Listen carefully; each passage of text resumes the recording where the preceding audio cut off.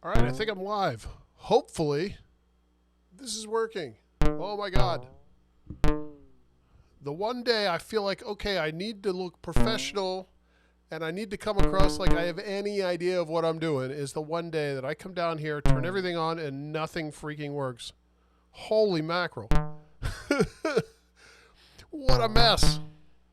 Oh, all I wanted to do was come down, talk about the Florist. I'm excited that we can actually ship them now. We have them. They're in stuff. Well, we have them. We still have to put the panels on them, but they're here. We tested them. They work. And that's the important thing. So I was excited to come on and say that and tell everybody that, hey, they're there, because I know a lot of people have been asking. And of course, when I come in, my camera, this camera right here, the one I'm using, my Sony camera, it like every 8 seconds it would lose signal. I don't know what happened. I turned everything off and on again 17 times. Changed a couple settings of the camera that may or may not have helped, and hopefully everything works. This all stems from because I went and played with the camera as an actual photography camera the other day and changed a couple settings, and of course probably forgot to change them back. So thank you all for hanging out with me. We are going to talk about the local Florist today. What I'm going to do, hopefully, is give a rundown of the feature set. I know I've done this a few times in the past, but now it's kind of a thing. So I want to run down the feature set, and I'm probably going to run through it a couple times and then take this video that I'm saving a local copy of here on my computer and chop it up into something that's like 5 or 6 minutes long, and then upload that as a standalone video that I can embed in the web page so that there's sort of something that people can watch that isn't this long, sprawling thing that inevitably this is going to turn into. So, yes, Bill, it was doing it in the last stream, but I forgot to fix it. So, in the last stream it was less important because I could switch to the visuals or I could switch to another camera. This one, though, obviously the face-down camera is important. So, there you go. Evan wants to know how many we've sold already. I think we've sold about 10. I don't know. That sounds about right. But that's not really that important. I'm sure we only have 100, so I'm sure they're going to go relatively quickly. But really, it's just to hang out and talk about this thing because I really, really do. I am excited about it. So I think what I can do here is zoom in. There we go. And we could talk about the local Florist and the feature set or the things that it maybe can't do and all the fun stuff that it can.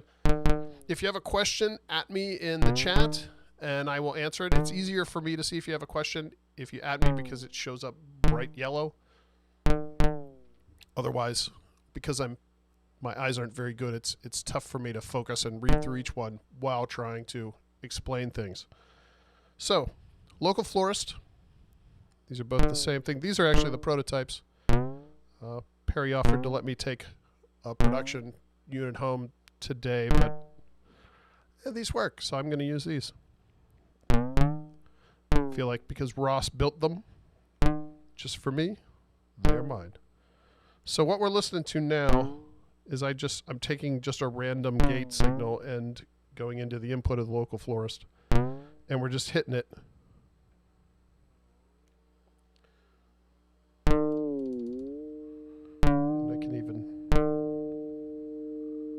So this is just trigger. It's essentially pinging the local Florist.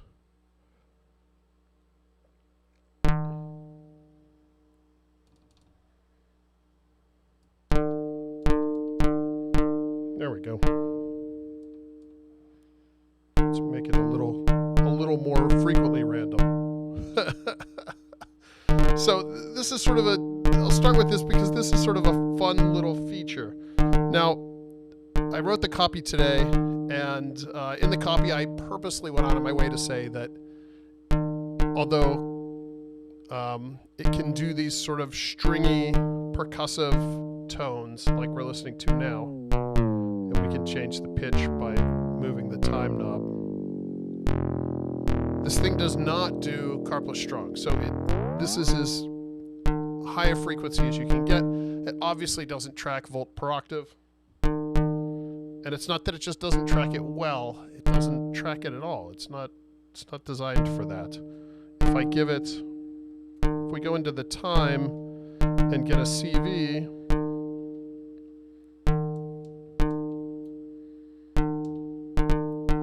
and I'll just give it a little sequence here.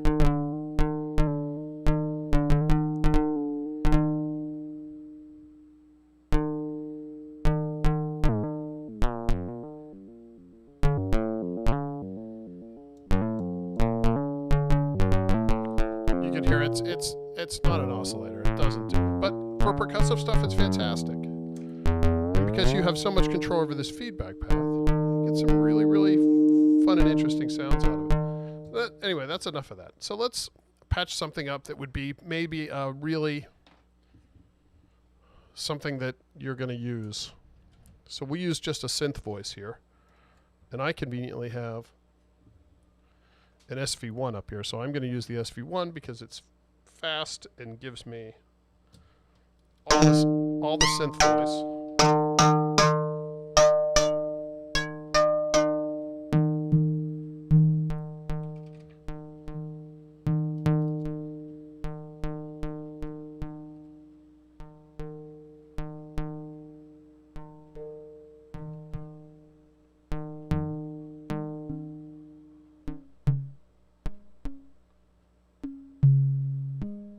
So here's my SV1.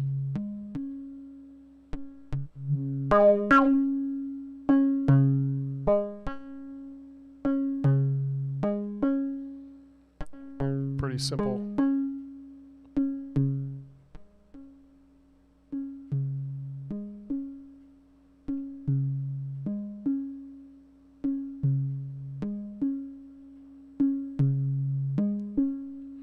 Alright, so there's my synth voice. It's basically just an oscillator through a filter, through a VCA, and we're going to use this as an effect. So if we use it without the modulation at all, and we just play around with the time, essentially we have a delay here. So we'll turn the feedback down.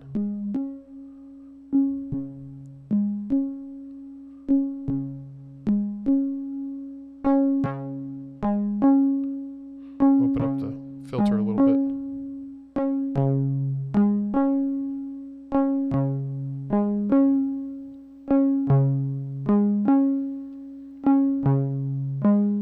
So you can hear the delay time on this is very short,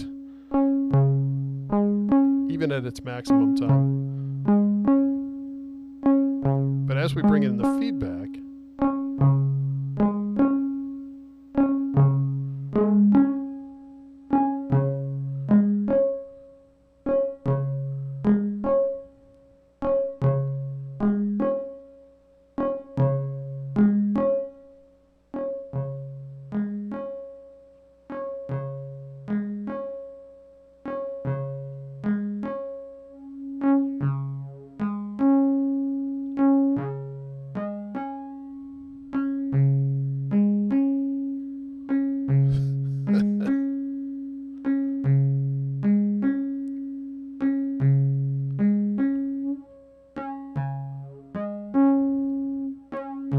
so you can see the time. If you sweep it, because it's so short, you get that nice chorusy effect. So now with the built-in modulator, we can do that. And we'll set just a nice slow mod rate here and bring in the mod depth.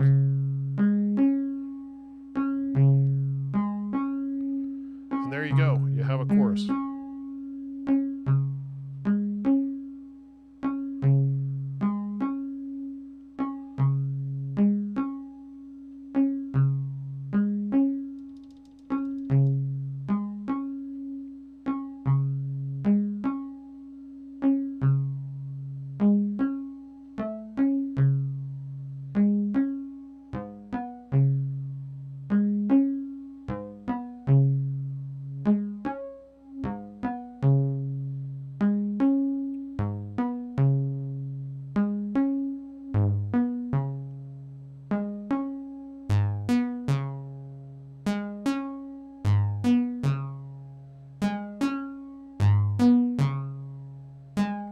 Another interesting thing is when you're using this, and this is just going to be a random sprawling thing of me talking about this, feel free to come and go as you please. The input gain acts almost like, if I can get my, oh, there we go. The input gain almost acts like a balance control for the feedback and the input. So in the same way that you have the mix, mixing the dry signal with the full wet signal, you also have the same balance here, except it's where the feedback joins back in with the signal.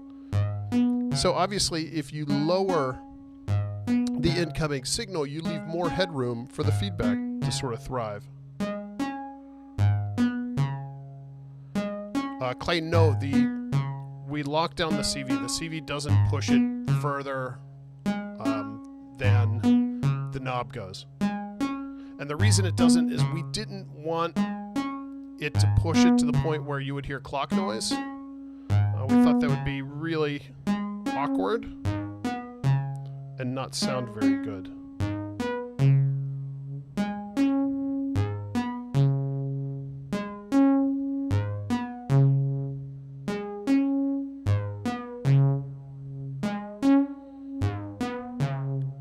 So bring up that mod rate.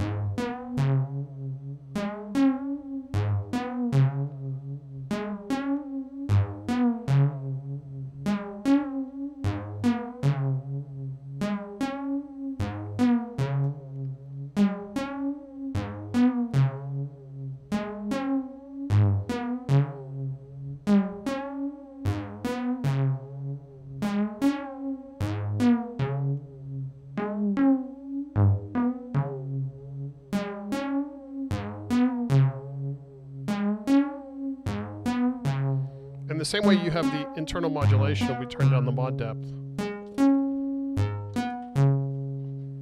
You could just as easily use another modulation source. So if I use, I'll use one of the function generators here because it's in camera. Then you could use the attenuverter to set it positive or negative.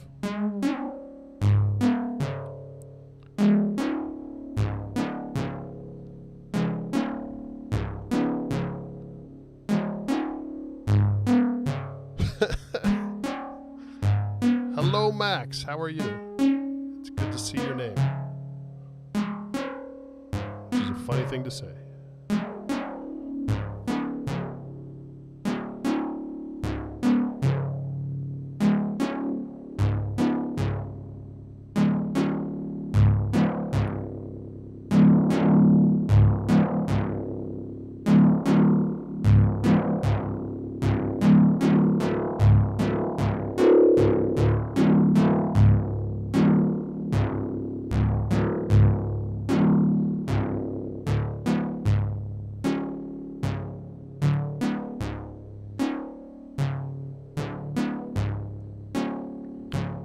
Yes, vibrato. And if you do want just straight vibrato, in addition to the mix out, there is a vibe out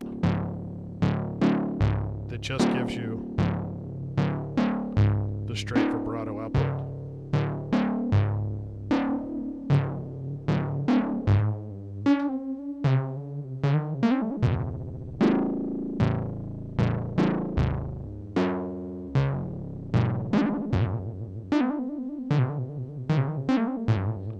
Independent of the mix.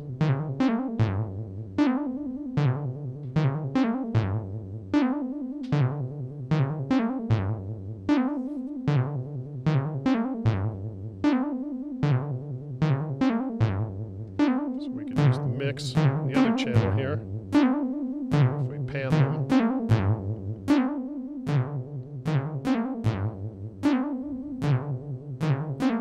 There you go, you have a pseudo stereo. Florist.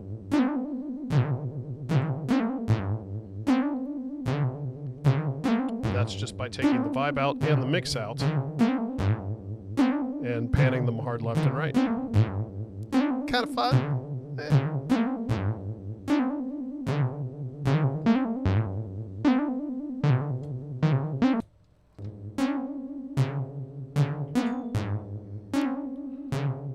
Let's maybe patch in a different sound here. Let's build something on the voltage lab because it's right here.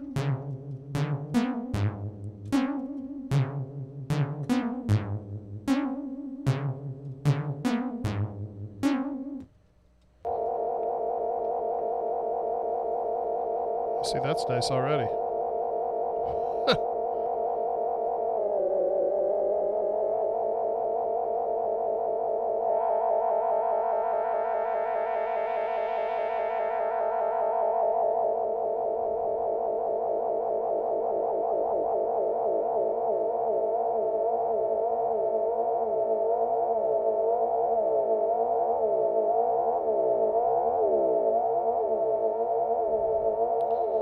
The Florist in the Pittsburgh Modular family tree is firmly rooted in the analog delay unit section of that. It's the local Florist is a bucket brigade delay based effect. The analog delay unit module uses two 4096 BBD chips, where the local Florist uses one 1024 chip. So it has 8 times less delay time potential. Now, we kind of underclocked this a bit so that we're not reaching the maximum delay time that we could get out of it, because that really wasn't the point of this module. The point of this module was we were going for fidelity and short more than we were trying to get as long of a delay out as we could. Now, where this differs from the analog delay unit and all of our analogs of the past is this has a new feedback circuit in it that allows us to do really hyper-controlled feedback, so we can get the maximum number of repeats in a short period of time before it starts to self-oscillate. And that is interesting because it allows you to do those springy type sounds.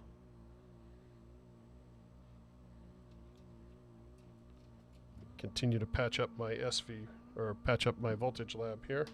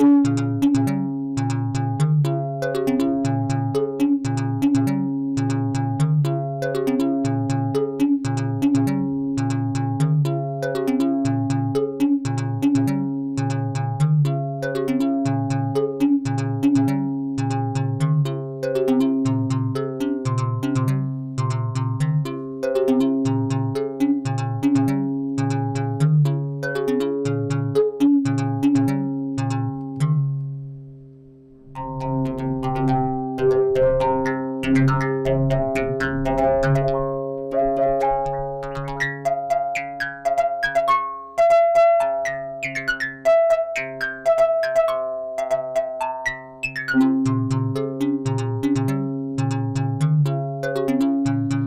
and today, every time I do these live streams, I always have some sort of reverb on, and it's usually some sort of MIDI verb. Today, there's no reverb. All we're listening to is the local florist. But if you guys have any, if you have any ways you want to hear it or uses you want for it, you can stick it in the chat, and I'm sure I can patch it up. Something I was playing with the other day is put it after a delay.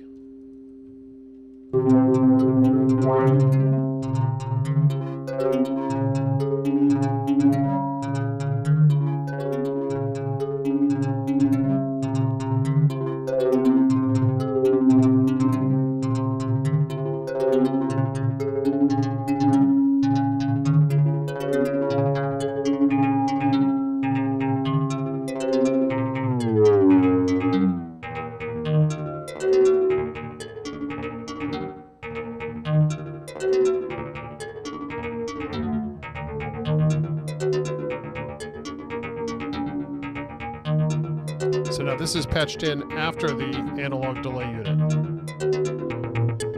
This is the dry signal I'm getting through. We can bring this guy in.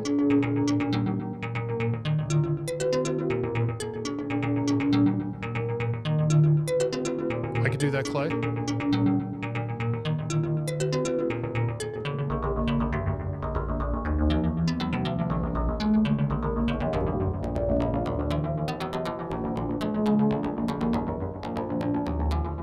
Bypass our delay here for just a second.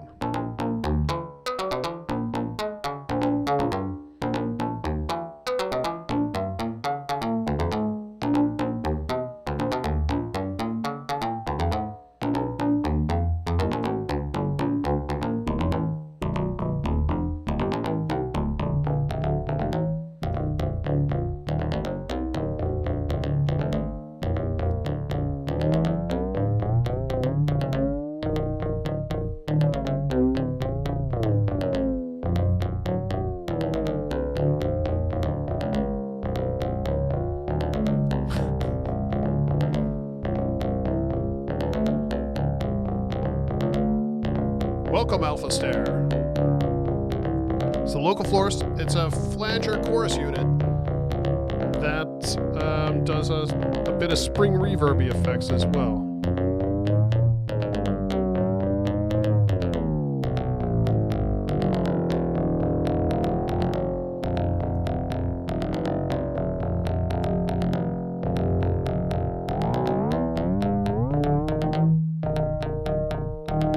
Definitely correct. It's a BBD-based flanger chorus with some very controllable feedback, which is really what sets it apart.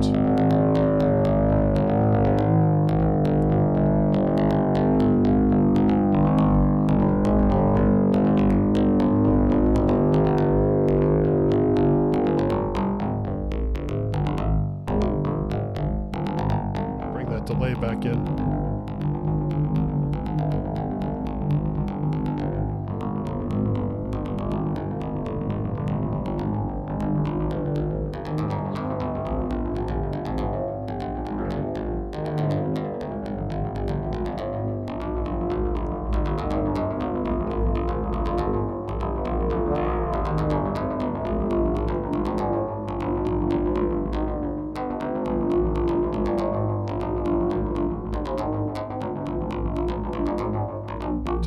Out.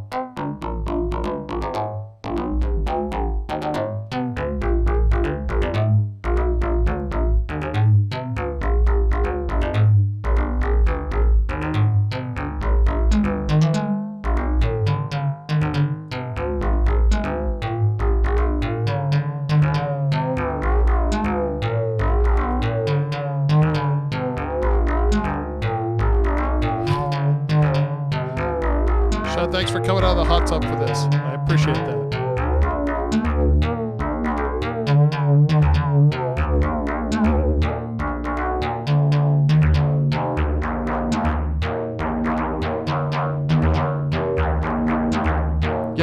modulation in the filter. In fact, there's no modulation anywhere other than the local Florist. This is the dry sound coming from the voltage lamp.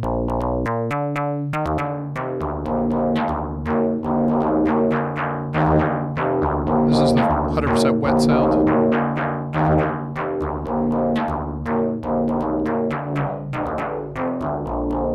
I'm just playing around with the various controls here. This is full modulation rate. I'm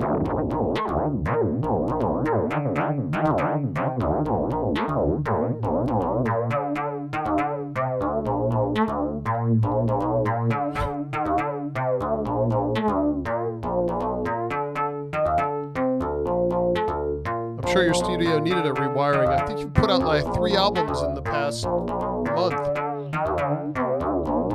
Those wires were worn out. They needed rewired. Alright. Let's patch up some percussion. Let's see what we can do.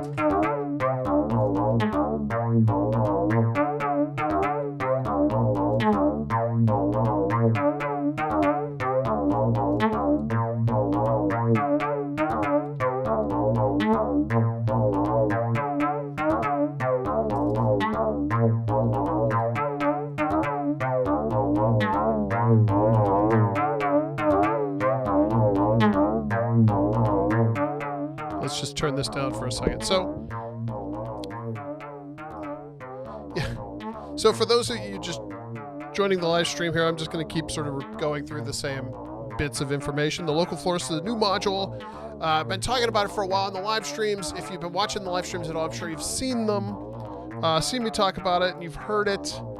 But the difference is now you can order one if you want to. We made 110 of them.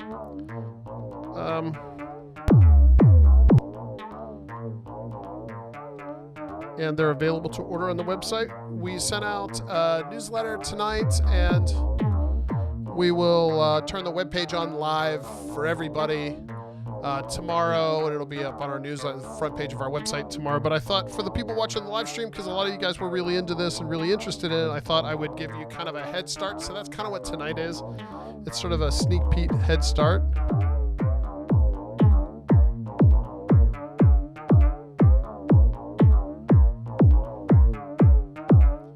So there's a kick, and what I can do is patch that through the local Florist. Let's see what we get.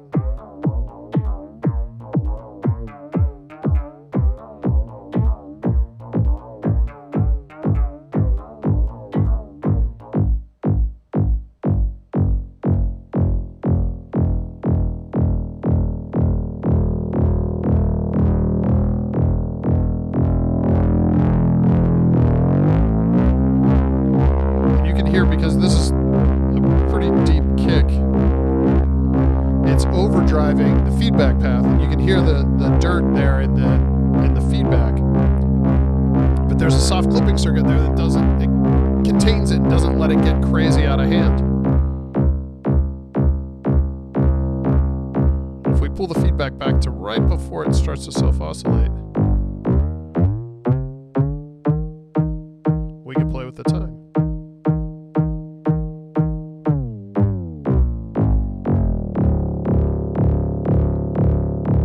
That sounds pretty cool.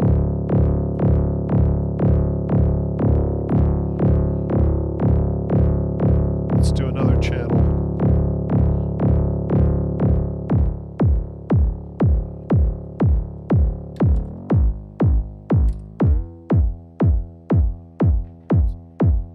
Take another channel here.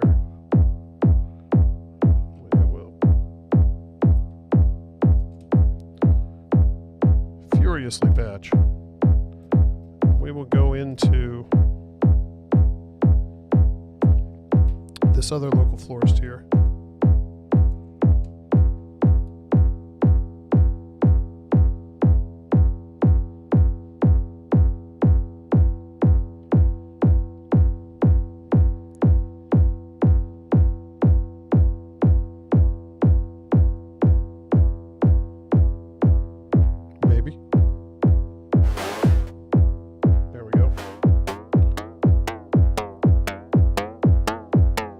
this is a patch. This is a super simple patch, but I've used this sound quite a bit over the last couple months.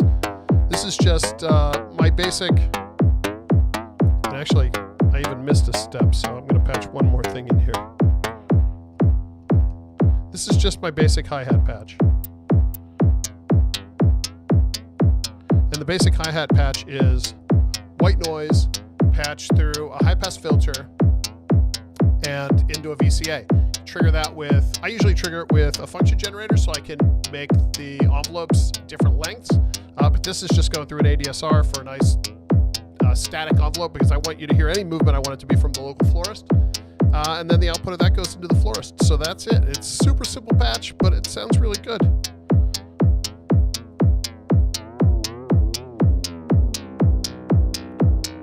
So let's turn off the modulation for the moment.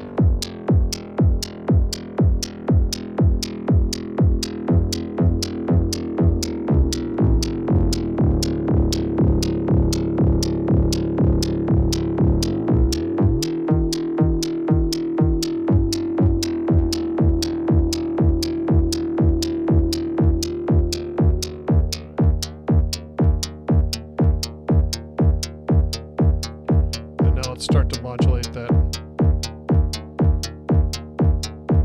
Play with the filter frequency a little bit here too.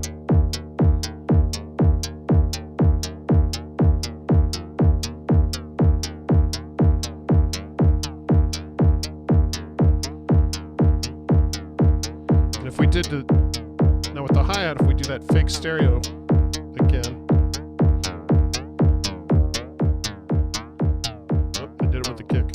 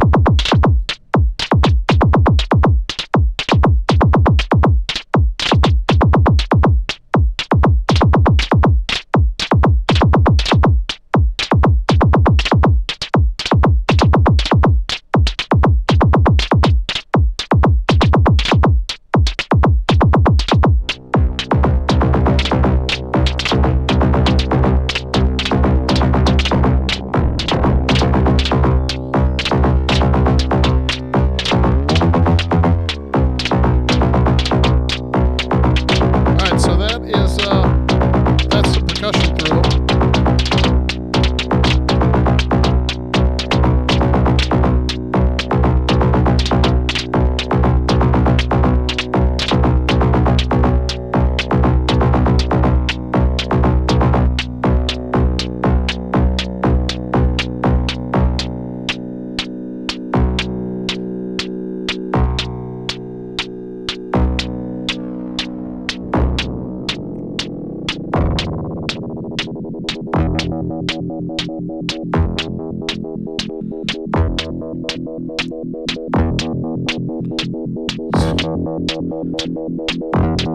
So right now I'm modulating the kick drum with an audio rate,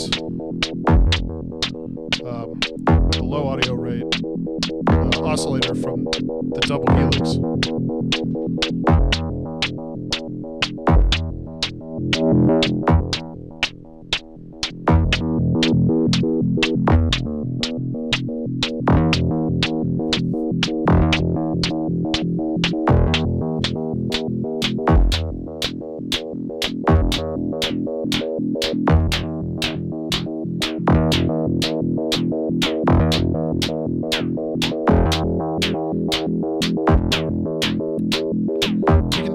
You can definitely excite it while it's self-oscillating. That would require a different patch because that works best. In that situation, it usually doesn't turn off, so it becomes more of a droning thing that you would want to use an envelope to not only go into the time or even through the inputs, and then take the outputs, merge them together.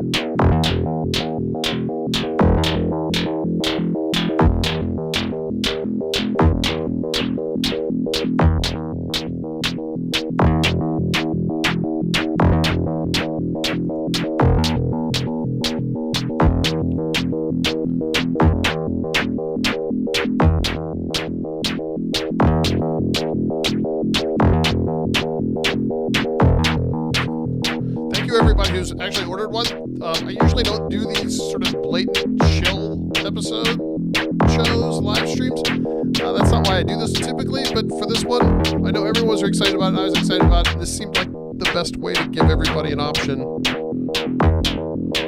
that hang out in the streams first, because you guys are really more important.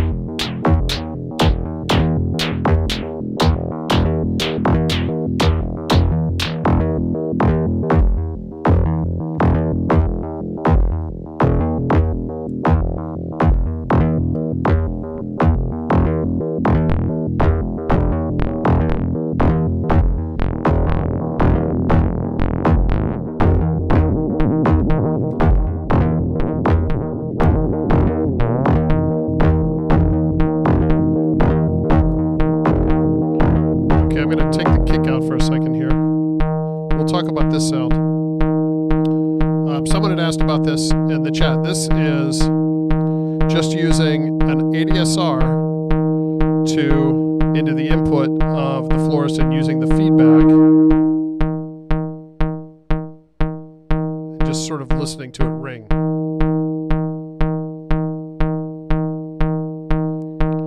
And then what you can do is we could take a CV into the time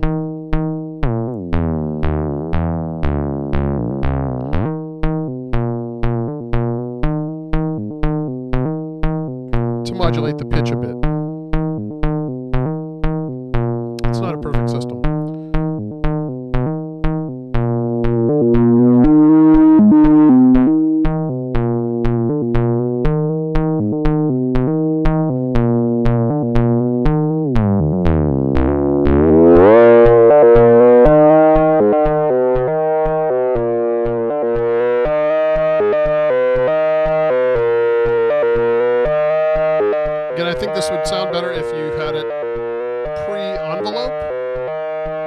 So if we would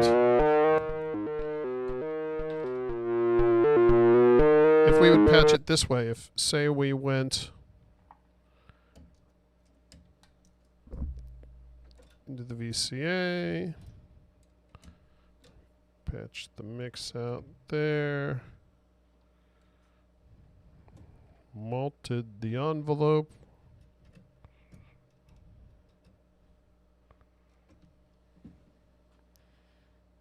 and something like this.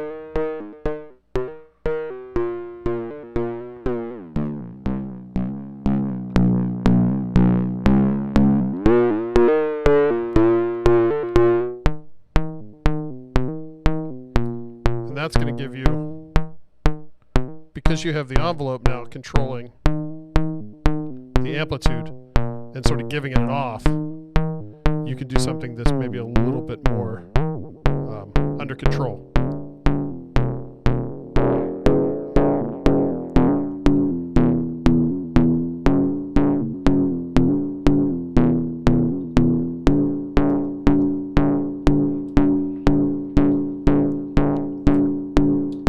Oh, this is a mess. For time, we could just give it a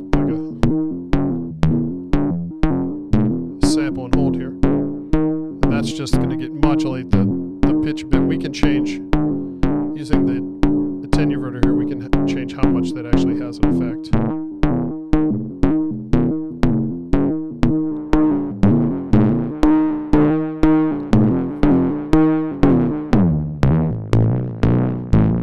Setting the time knob in this case sort of sets the offset for the CV.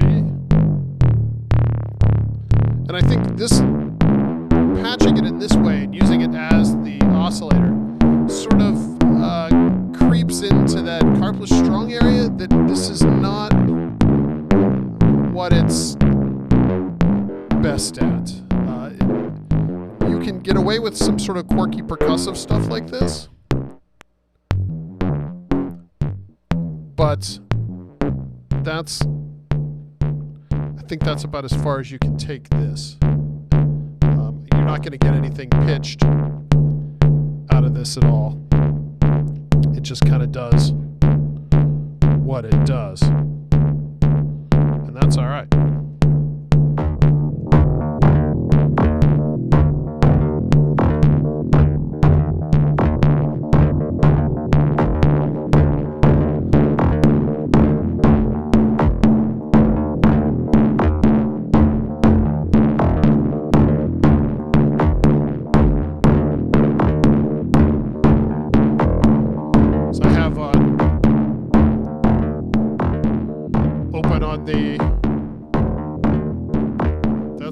That side of me, I have a monitor with my email open, and I can see the orders. So thank you very much. I really appreciate it, guys. I think you're really going to dig this module. It's one of those ones that this wasn't supposed to be a module, and we weren't going to do it as a module. The only reason why I made this at all is that I wanted to test the circuit, because it's going to be one of the new features in the Voltage Lab 2. So I had to test it before we put it on the big PCB. So I threw it together, and I played around with it. I'm like, oh, this is way too much fun. So we did 110 of them. I don't have any plans. I'm certainly not going to do this panel again. I don't have any plans to redo this. We may do a run in the future where it is a combination module, so it would be like an analog delay unit and a local florist jammed together, so you can get some interaction from the two of them, because I think that's a really fun duo. But this module is kind of going to be a one-off, one of a kind, and I dig it for that. Working on these on the Voltage Lab 2 has created opportunities to do a couple of these really interesting modules that maybe didn't make sense, or we certainly wouldn't have thought to do them on their own, but in testing, it just sort of worked out that way.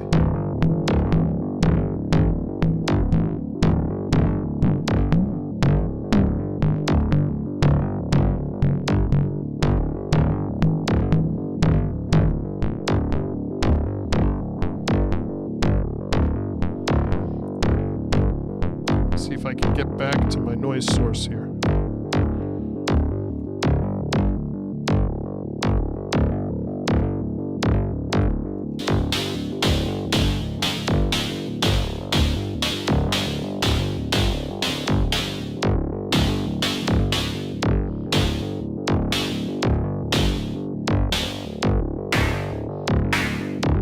Now this is the same basic noise patch, but the difference being the local florist is pre-ADSR, pre-VCA now. So we can really drive the feedback.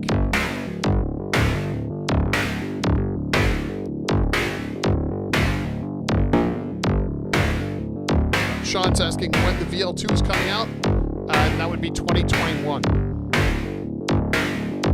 Design is finished and it's in line for production.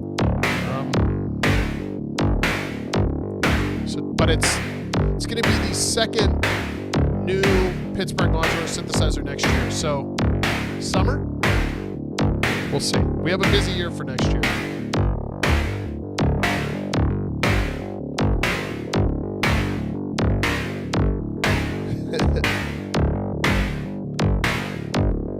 Yeah, it's definitely coming out in 2021. Like I said, the design is finished, but it's going to be the second new Pittsburgh Modular synthesizer that we come out with next year.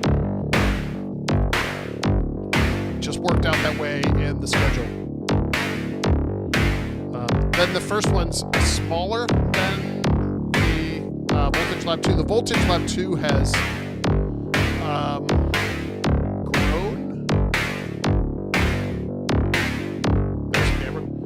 grown. It's become quite a thing.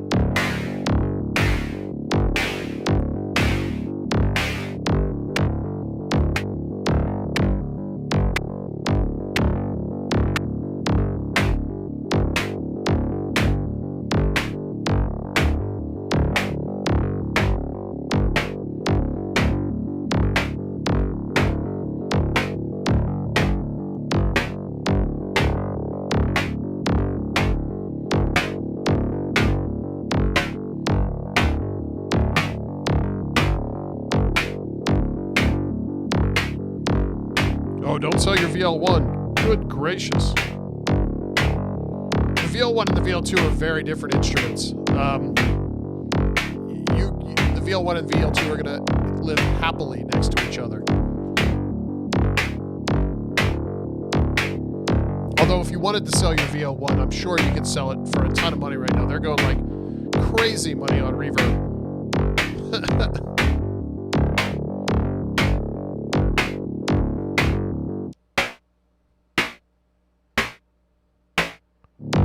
So I like the kick. I find patching the hi-hats this way a little restrictive. Let's see if we can flip this around.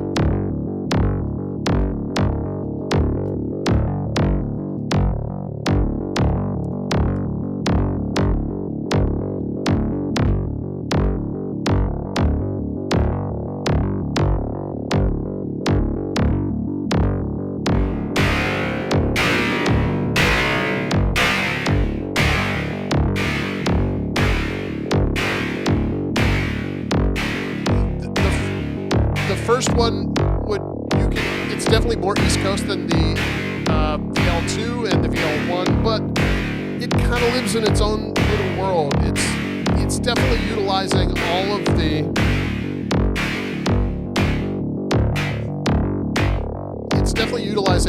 these really interesting circuits that we've been working on, like the dynamic controller and all the oscillator designs we've been working on. So it's just a different thing. I don't know, you're gonna wait. That one will come out earlier than you'll have to check it out and see what you think.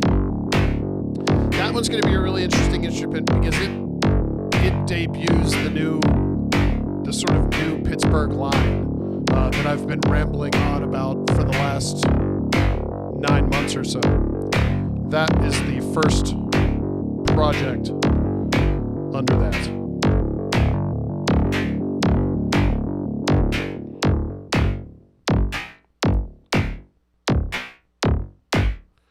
Is it possible to create a completely analog carpless strung synth? Absolutely.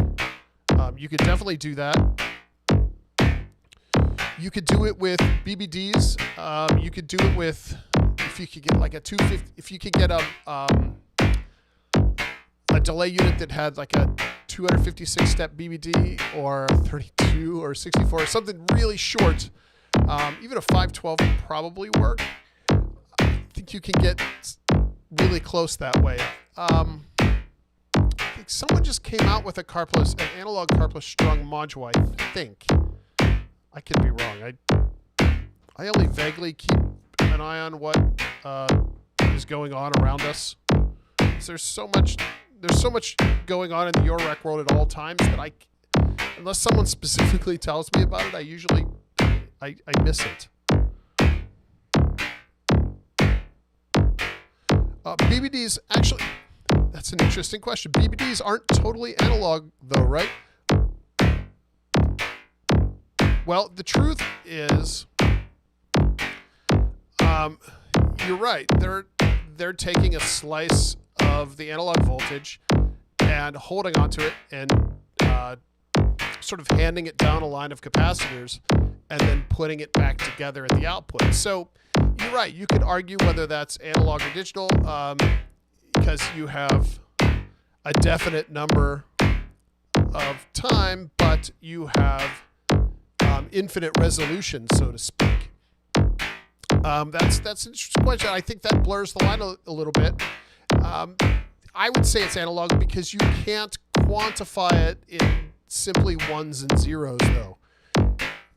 So because of that, because of the infinite aspect of it, I would say it is. That's an interesting question. That's the same thing that say you patch up an oscillator, and if I could do it here probably super fast. If we patch an oscillator through a sine wave here, get a second oscillator, square wave, there's a square wave.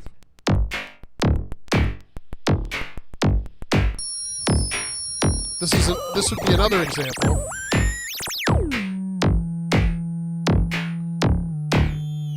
So the sound we're listening to now is a sine wave from the double helix.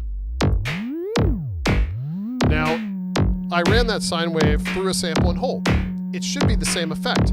Now, the oscillator driving the hold aspect of it, I can change the frequency, and you're going to first start to hear the aliasing, which you can. And then it's going to start to break up.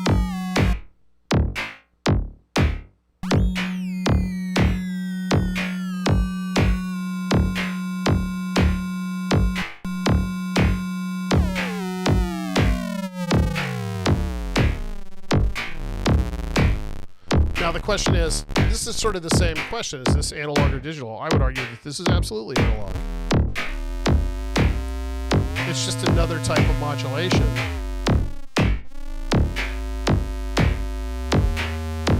Such a good effect too. Oh, I love that.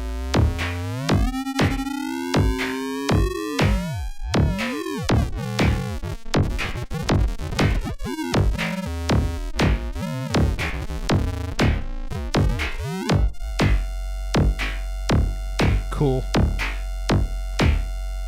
I think the real question is though, if we patch that into the noise.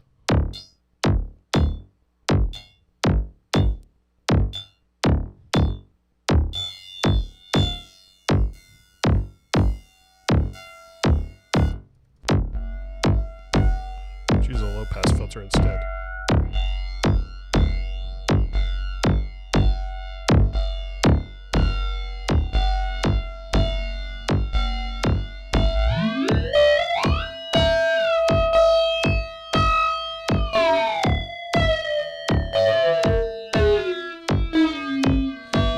you're 100% right. That is exactly the analog crush.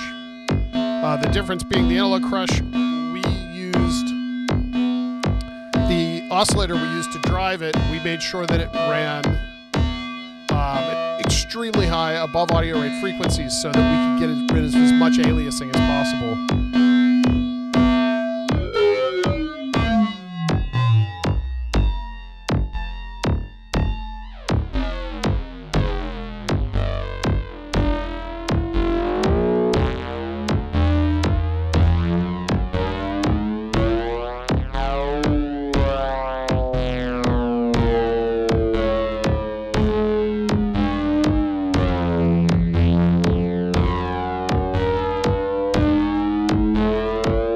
Sounds interesting. I haven't looked into that. I'll have to check it out.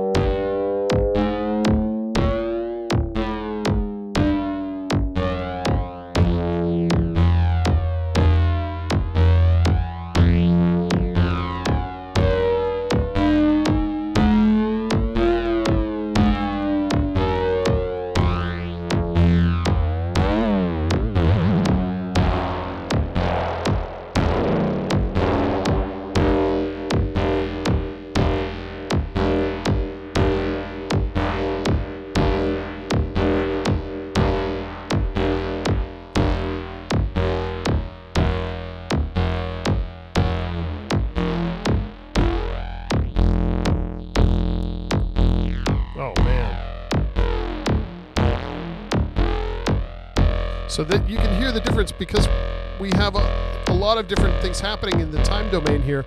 Because we're using this sample and hold to chop up the sine wave, and then we're running it through the Florist, which is kind of chopping it up again, you have these areas where the sounds crisscross each other in really interesting ways.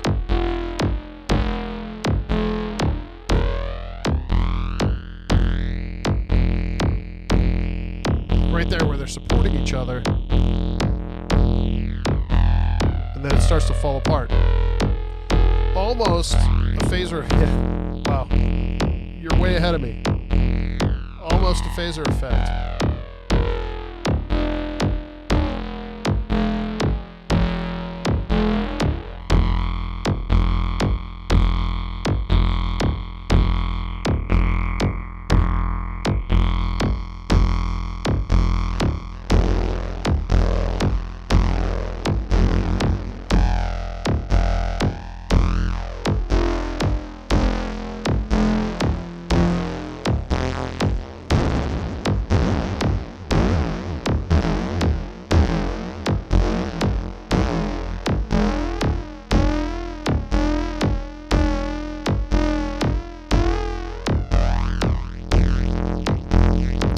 No, it doesn't do negative feedback. It's positive feedback only. You can modulate it positively and negatively, but it does not do negative feedback. Well, that's not true. Thinking about the circuit, actually the circuit's only negative feedback, but you don't interact with that at all, and that's just more of a nerdy circuit thing. From a user standpoint, the feedback is one way. Oh, Sean, the name,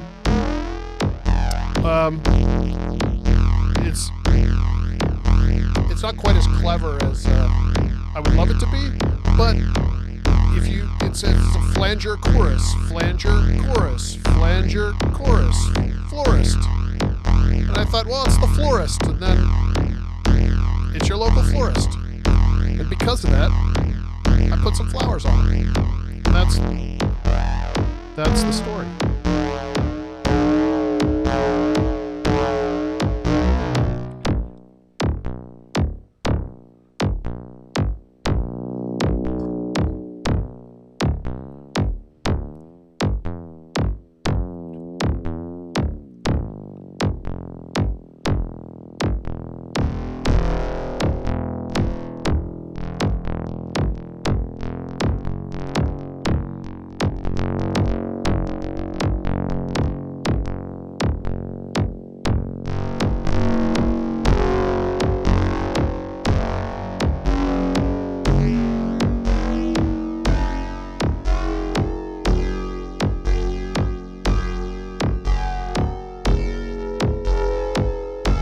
extra mess.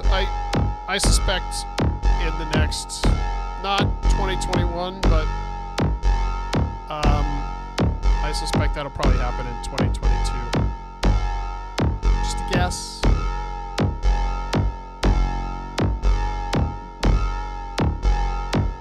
We have another product that I've been working on that goes perfectly with that idea.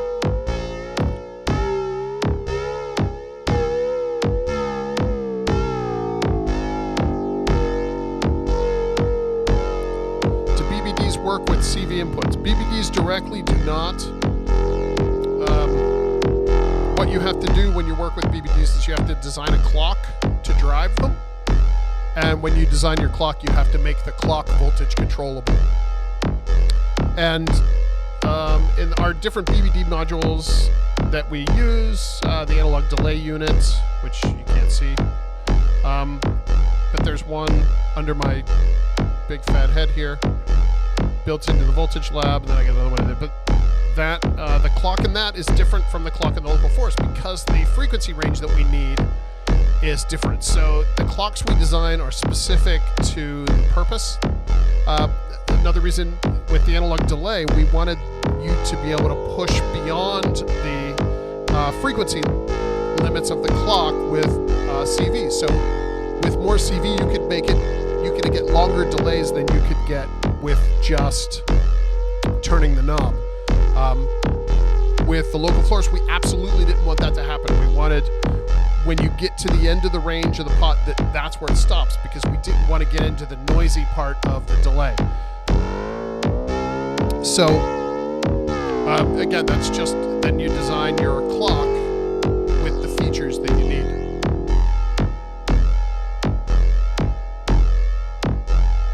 I like this sound a lot. I think I need another percussion sound.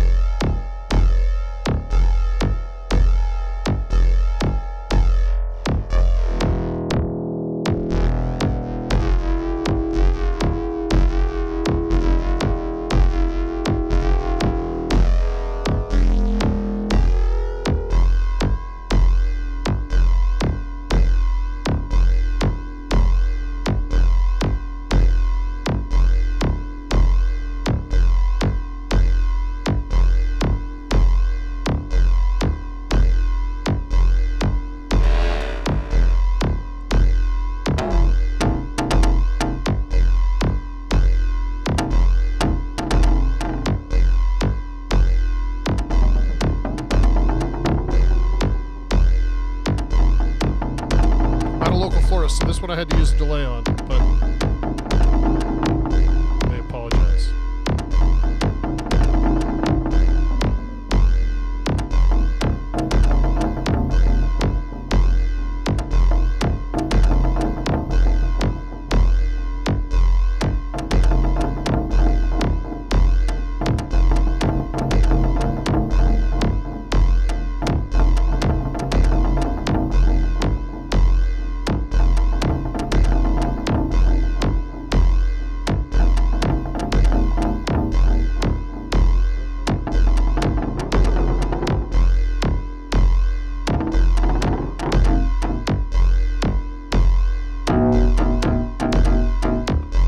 And here's the analog delay at its shortest with some feedback. And you can hear it's not.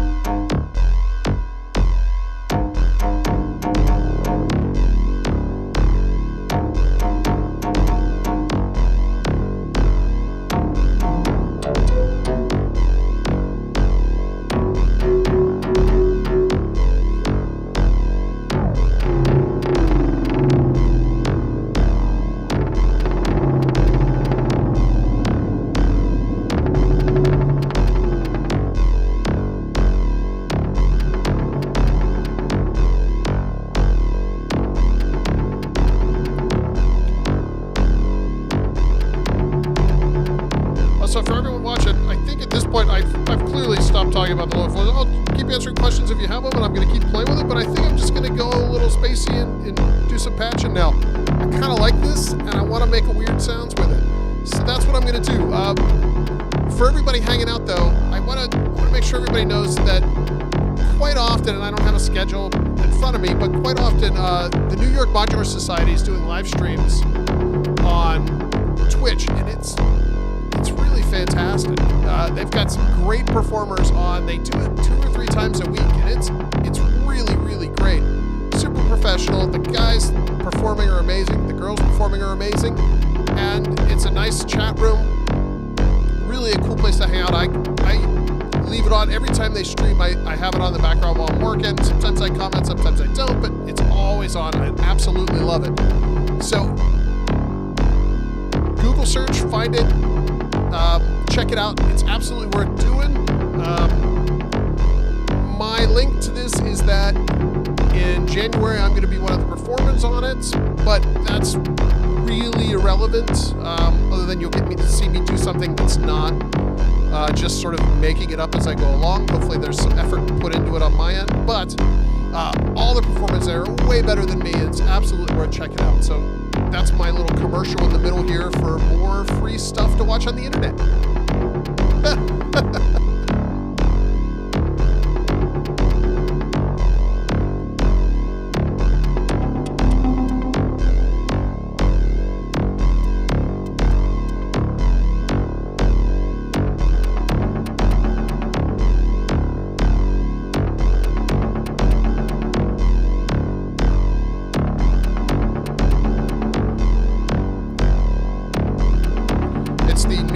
Modular Society.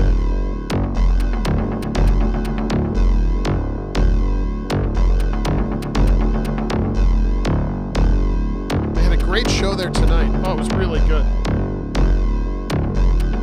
I was watching that instead of testing my setup, and I ended up screwing me up. Totally worth it.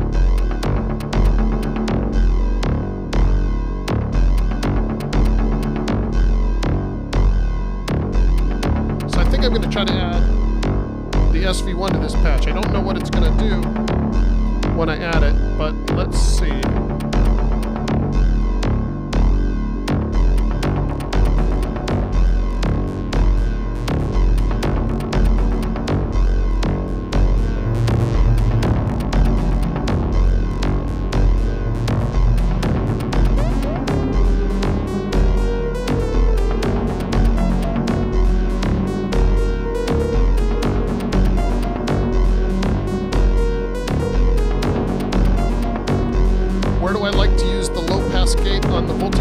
Laboratory.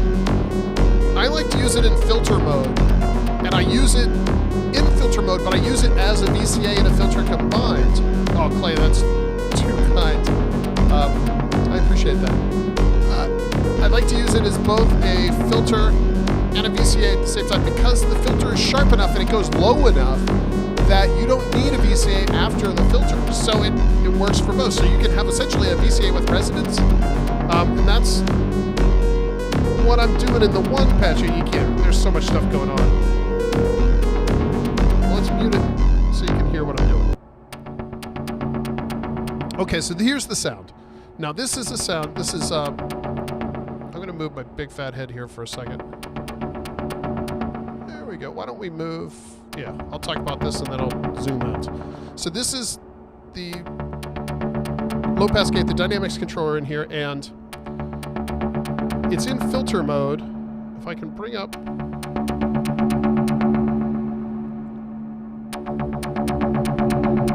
So there's no VCA after this, and there's no VCA before it. I'm just going oscillator into there, into the output, into the delay. And then the response is my envelope.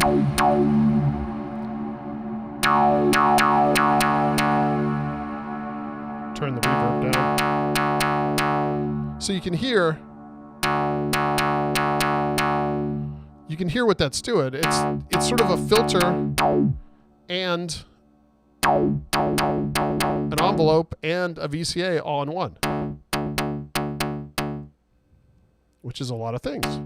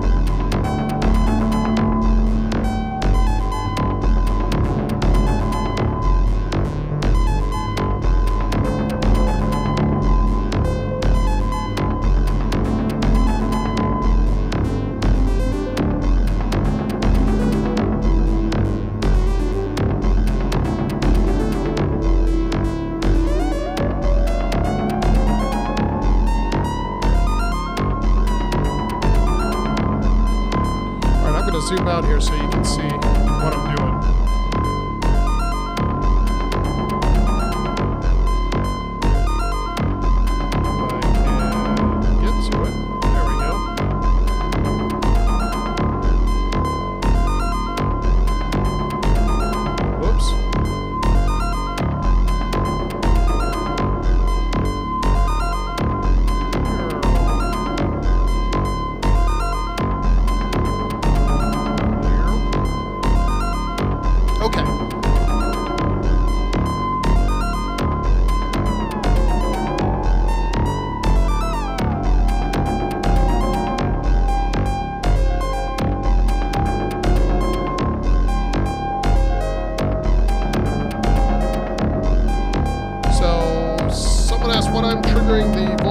Laboratory with. I'm triggering it with the sequence designer down here.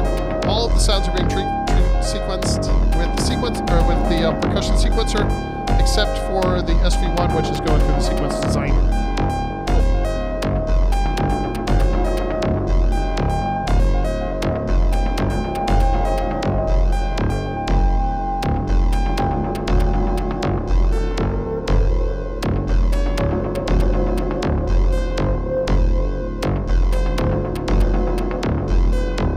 Sean, thanks for hanging out.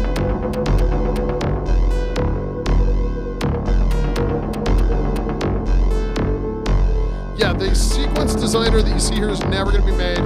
It's too expensive, but haha, all the lessons learned from this and many other lessons learned from the touch controller, all of those are coming together for just an epic controller in the Voltage Lab 2.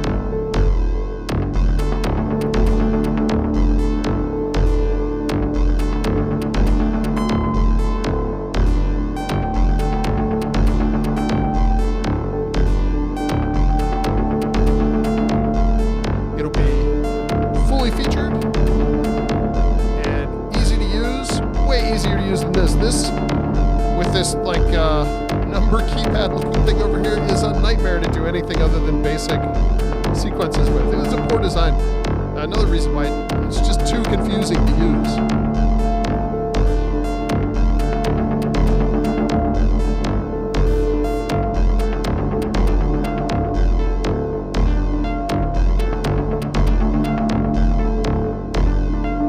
So stay tuned for the Voltage Lab 2. If you like this thing, the Voltage Lab 2 is going to be right up your alley.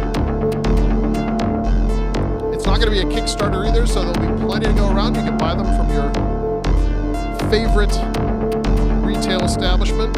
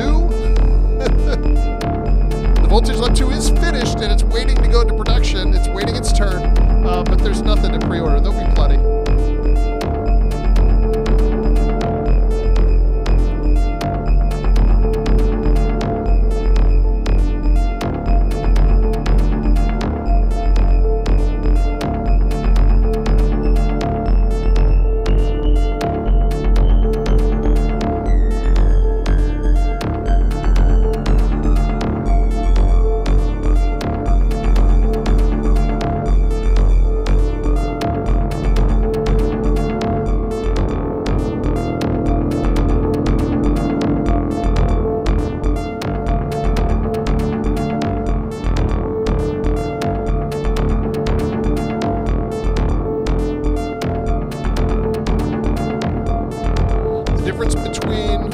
That's not terribly unrelated. I guess it's totally unrelated, but that's okay. The difference between the dynamic impulse filter and the crow filter, they're totally different. The crow filter is based off of our Pittsburgh filter, the binary filter, and the dynamic impulse filter evolved into the dynamics, which is part of the voltage lab and everything we're doing going forward. So the crow is more of a standard traditional state variable filter, just with a dump truck full of overdrive in it.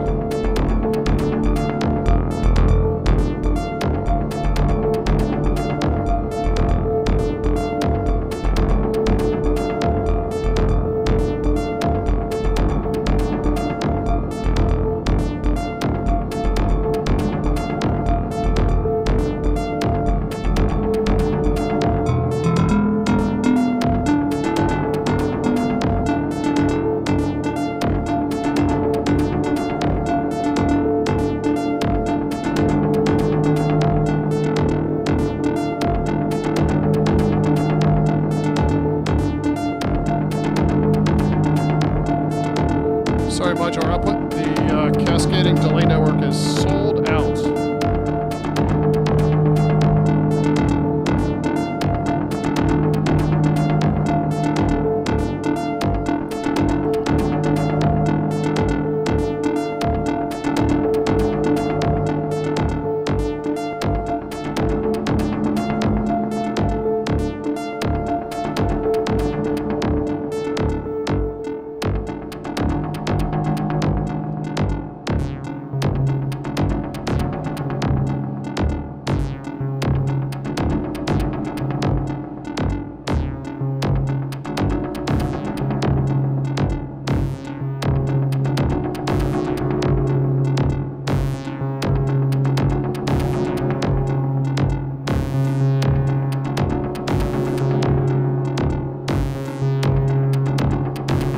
Demonstrate the dump truck full of overdrive for you, because that's why we're all really here.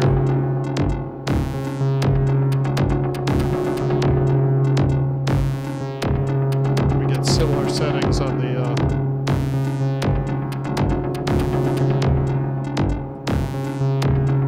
I don't know how similar these actually are, but we'll give them a shot.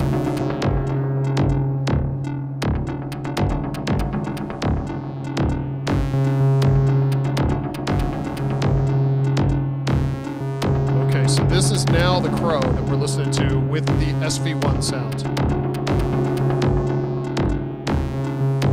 You can hear it has the same character as the filter in the SV1 because it's the same core filter, but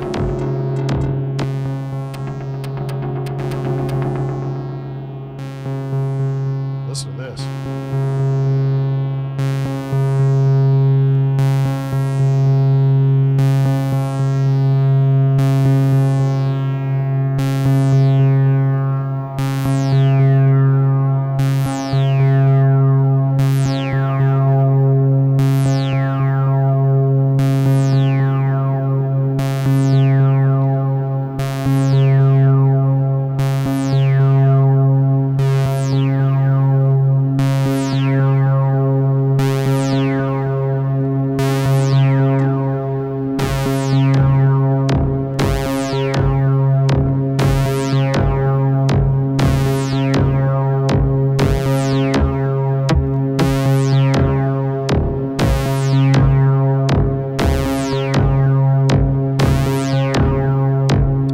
Dynamic impulse filter into the crow for a kick drum is awesome. I think you're going to be real happy with that build.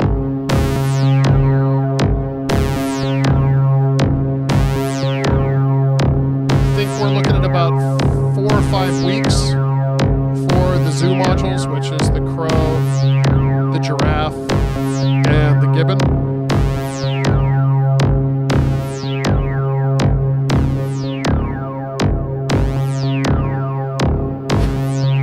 Kick drum through this local florist is ridiculous.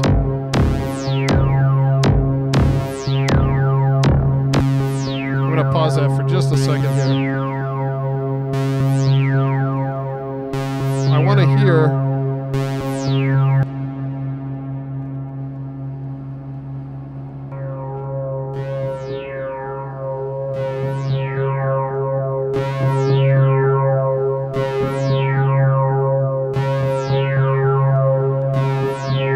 The local florist. All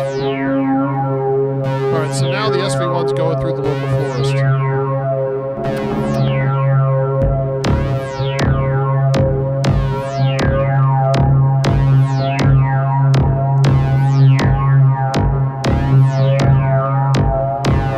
So it's still going through the delay, but it's going through the delay before it goes through the florist.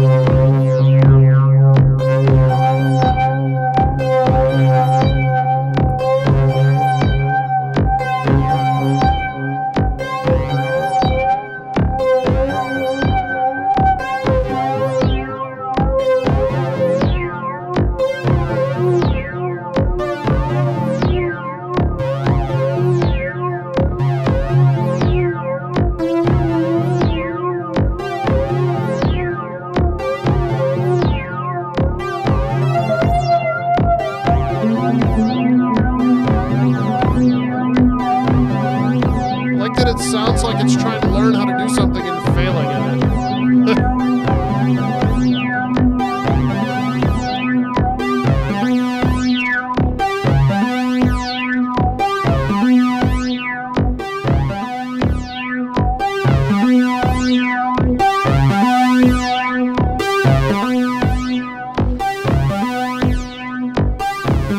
So this is full overdrive now on the Crow running into the local florist.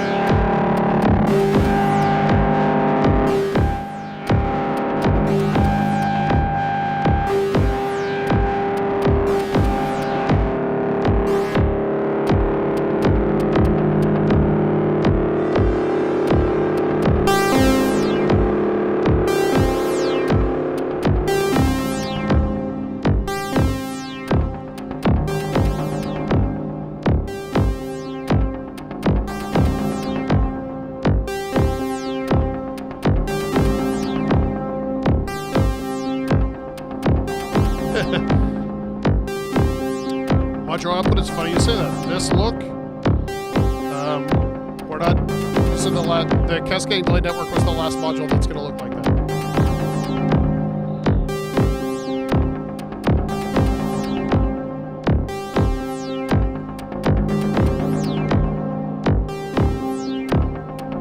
That said, I really like the way they look too, but for the purposes of what we're working on for the future, it made sense for us to move on. One of the reasons why we're moving on is that I had the opportunity through this new partnership that you guys will hear about at some point in the near future. I had the opportunity to design my own knob. Oh, it's like the nerdiest, coolest thing I ever did. I got to sit down and say, hey, okay, I get to design an entire line of knobs. We have 4 knobs that I designed. They all match. And they can be any color I want, anytime I want. So if one module I'm like, oh, I want that to be pink, the knobs will be pink. And if I want them to be purple, they'll be purple. Any Pantone color I could come up with, we can make the knobs that color. It's awesome. So that's just one reason why these panels don't really make sense anymore, because of things like that. And as you'll see, the new stuff is gorgeous. Absolutely gorgeous. Yeah, that was my, so far I think, and to be fair, 2020's been pretty shitty, but I got to design my own knob. Come on, that's like synthesizer heaven.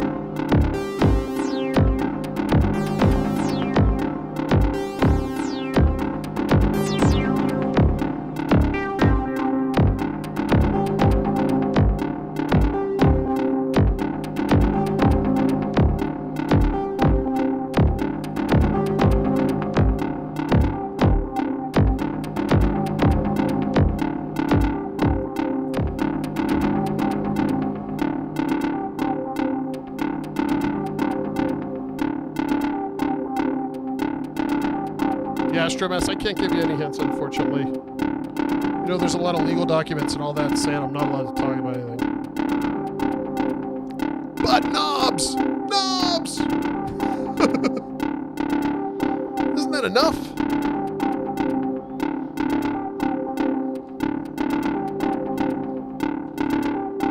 But that said, because of this awesome partnership, you're going to see a ton of Richard Nicol modules and Richard Nicol synthesizers in the next 12 to, well,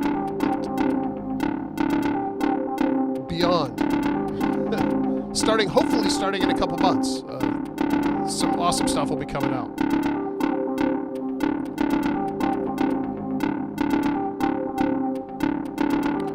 Freddie is our new mixer for 2021 too. Well, we have this Giraffe module, which is a 4-channel mixer. That's probably not what you're talking about, though. That's fair. I am working on a mixer. It's not what you think, though. If you think I'm just going to do this, or, you know, something like it's... No, this is... we're going... We're trying.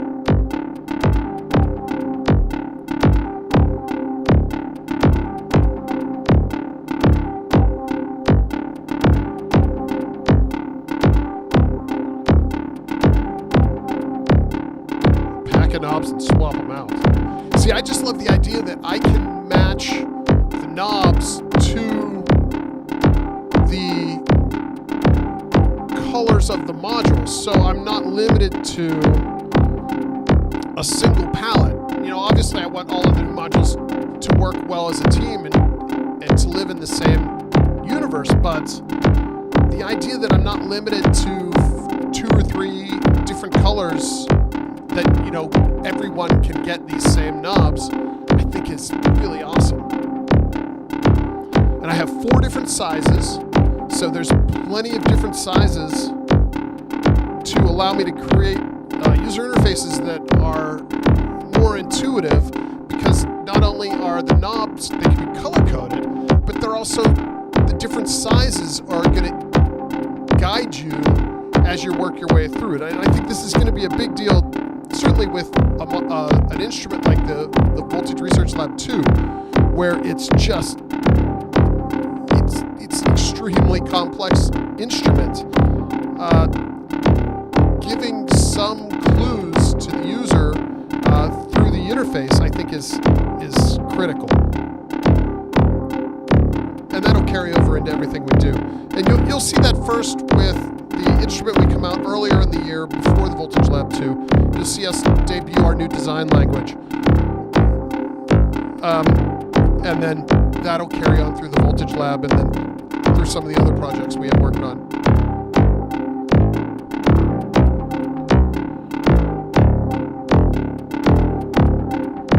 But in the meantime, sort of between this world and the new world, I thought it would be fun to play around and have some fun with design and have some fun with the graphics. And I've always sort of shied away from sharing my sort of sense of humor and the ridiculousness of all this with everybody. So I said, you know what?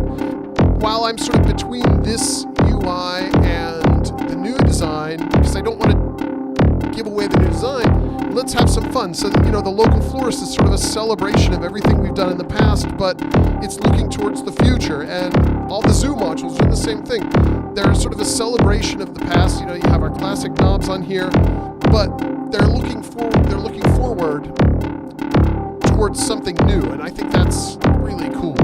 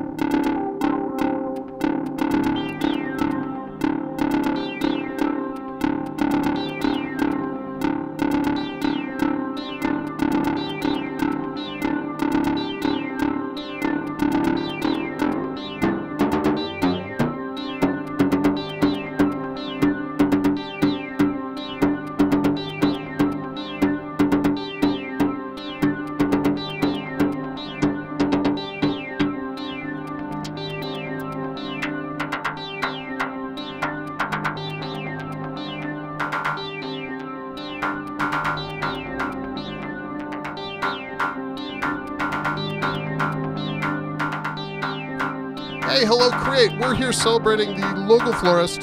You should buy one. Put it in your nifty case. That would be nifty.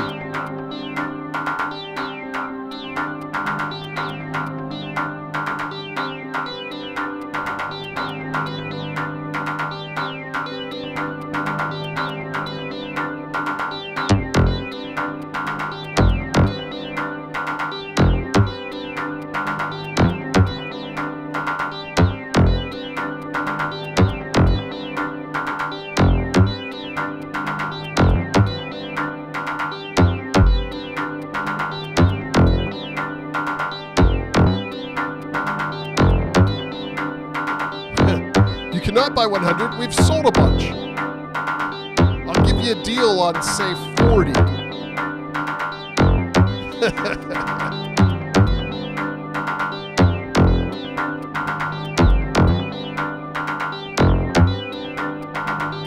So the setup we've been playing with now recently, everybody it's the same patch that's sort of evolved a little bit, but I still have the kick drum going through this first local florist, and I love it.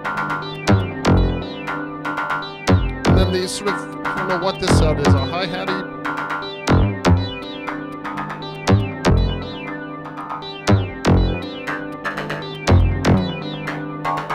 I forgot this sound was going through the sampling hole.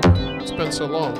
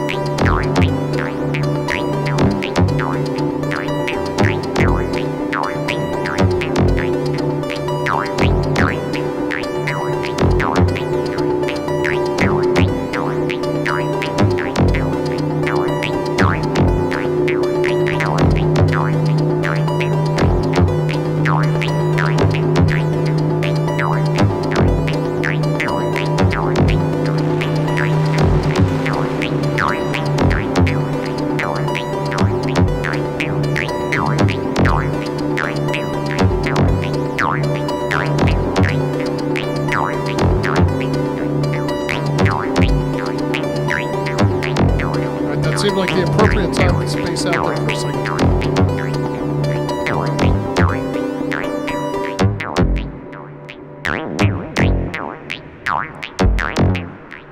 Thanks, Modular Output, for hanging out. I appreciate it. Definitely appreciate it. Alright, everybody, it is now... I'm an hour and 45 into this. I think that's probably it.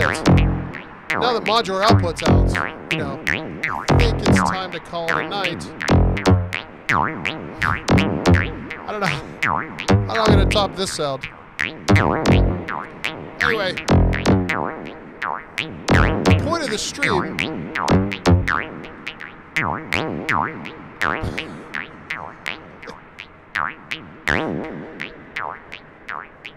I don't know how I can take anything seriously.